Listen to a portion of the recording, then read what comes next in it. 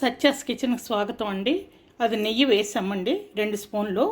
ఇప్పుడు ఈ సగ్గుబియ్యం వేసుకుంటున్నాము. సగ్గుబియ్యం వేపుకోవాలి. సగ్గుబియ్యంతో దద్దోజనం చేద్దామండి. ఏ రకంగా చేయాలో చూద్దాం. ఇది కమ్మగా వేపుకోవాలండి. నెయ్యి ఈ రకంగా సరిపోయినట్టు మనం వేసుకోవాలి.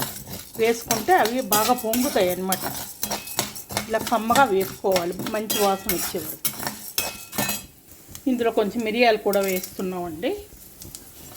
మిరియాలను అవి కలిపి వేగిపోతాయి.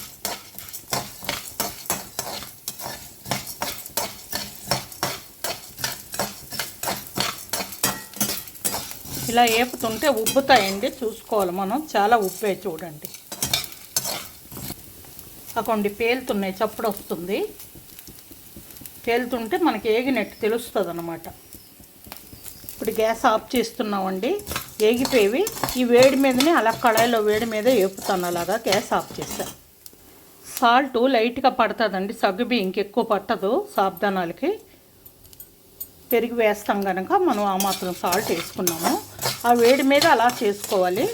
కొద్దిగా చల్లగా అయిన తర్వాత మనం ఇందులో మజ్జిగ కానీ పెరుగు కానీ వేసుకోవాలి. మనం ఇప్పుడు ఈ పెరుగు వేస్తున్నామండి. ఇందులో గ్లాస్ వాటర్ వేస్తున్నానండి. ఇవి బాగా ఊరాలన్నమాట. మనం ఆ పెరుగు వేసుకున్నాం. మళ్ళీ తర్వాత పెరుగు కలుపుకుంటామండి. ఇప్పుడు పెరుగు వాటర్ వేసాము, ఒక గ్లాస్ వాటర్. మళ్ళీ ఇది నానేసి ఉబ్బుతుంది అన్నమాట, చిక్కబడుతుంది. ఇంకా దీన్ని ఇలా మూత పెట్టేసి వదిలేసి తర్వాత తాలింపించుకుందామండి. 2 అవర్స్ అయ్యిందండి. ఇందా మనం సగ్గుబియ్యం చేసుకున్నాం కదా. ఈ 2 అవర్స్కి ఇవ్వండి ఇలా తోడుకుంది. ఇంకా పెరుగు కలిపితే పడుతుందండి. ఇంకా తాలింపుకి నెయ్యి వేసామండి. ఆవాలు, ఇంగువ,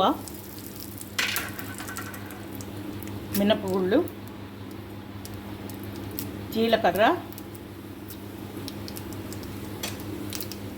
అన్నీ తక్కువ వేసుకున్నామండి. మనం చేసేది కొంచెం కదా, అందుకని మనం ఇంకా ఈ పోపుల్లో కూడా మీకు ఇష్టం లేకపోతే ఏదైనా తగ్గించుకోవచ్చు. పోపుల్లో కరివేపాకు,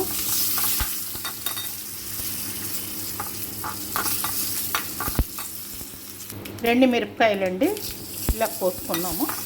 అల్లం, క్రిస్మస్ పళ్ళు అండి.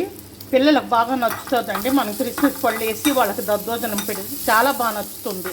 ఇది కర్ణాటక వాళ్ళు క్రిస్మస్ పళ్ళు వేస్తారు దద్దోజనంలో.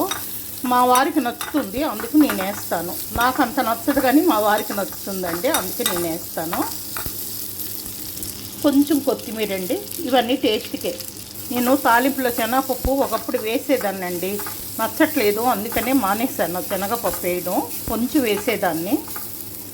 చూడండి, నెయ్యి తడి పొడిగానే వేసానండి. ఇగోండి, నెయ్యి లేదు.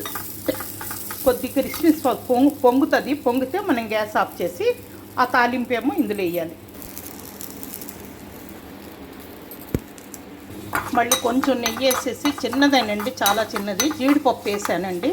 జీడిపప్పు లాస్ట్ని పైన జల్లుకొని వాళ్ళకి సర్వ్ చేస్తే ఈ జీడిపప్పు క్రిస్పీగా ఉండి కరకరలాడుతూ మనం దద్దోజనంతో తింటే చాలా బాగుంటుందండి. మీకు ఇష్టం ఉంటే ఇవన్నీ వేసుకోండి. లేదు కొన్ని అవాయిడ్ చేస్తాం, మాకు ఇంగువ నచ్చదు, క్రిస్మస్ నచ్చవు అంటే అవాయిడ్ చేయండి. ఈ రకంగా దద్దోజనం, అది సగ్గుబియ్యం దద్దోజనం పొట్టకి చాలా మంచిదండి. చాలా బాగుంటుంది, చాలా టేస్ట్గా ఉంటుందండి.